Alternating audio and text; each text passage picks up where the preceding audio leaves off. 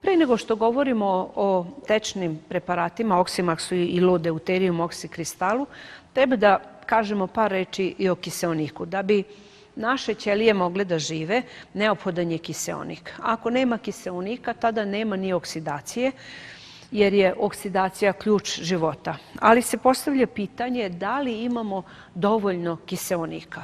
Naravno, u vazduhu ima 12 do 15% kiseonika.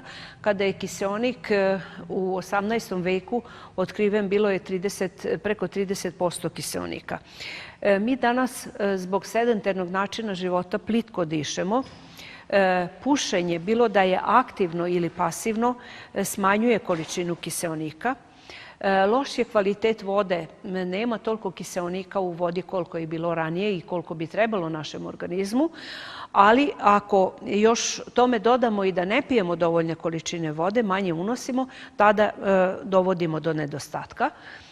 Pošto koristimo prerađenu hranu i u toj prerađenoj hrani je manje kiseonika, koristimo lekove, veštačka svetlost takođe utiče da imamo manje kiseonika i pošto smo fizički neaktivni, ne dišemo duboko, ne unosimo dovoljno kiseonika. Koji su simptomi nedostatka kiseonika?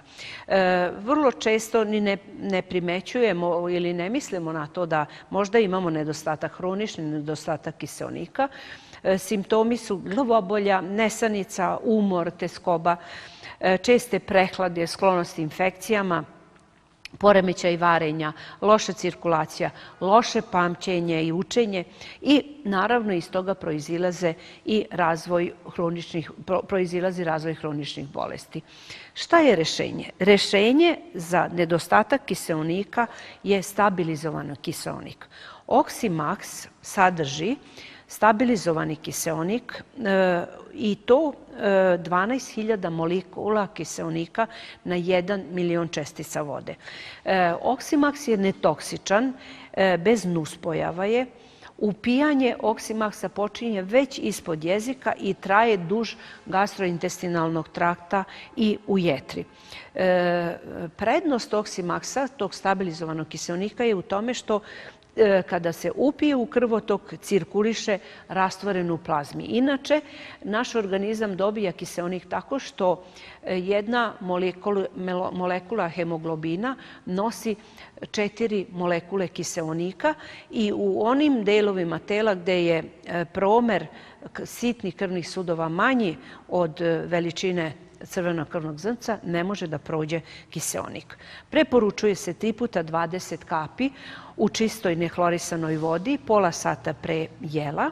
Može da se rastvara i u 1,5 litri čiste vode, 30 do 60 kapi i da se pije umesto vode. Kako deluje Oximaks? Pomaže pre svega upijanje i iskorišćavanje vitamina, minerala, biljaka, znači uopšte hrane u našem organizmu, ubrzava metaboličke procese u organizmu, popravlja memoriju, popravlja cirkulaciju. Osobina je ta da se prenosi rastvoren u plazmi, znači dolazi i do onih delova gde ne može crvena krvno zrnce da prođe. Kiseonik u povećanoj količini uništava mikroorganizme.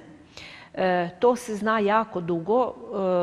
Još 1928. godine je Warburg otkrio da u povećanoj količini kiseonika mikroorganizmi, bakterije, virusi, gljivice ne mogu da rastu.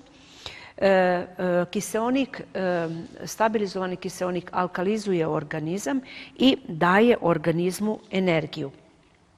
Kome možete Oximaks preporučiti? Predstavlja pomoć kod obolenja srca i pluća, zatim protiv loše cirkulacije. Kada su ruke hladne, ruke i noge hladne, znači da postoji suženje krvnih sudova na periferiji zato što imamo manjak kiseonika jer organizam štedi kiseonik za funkciju srca i mozga.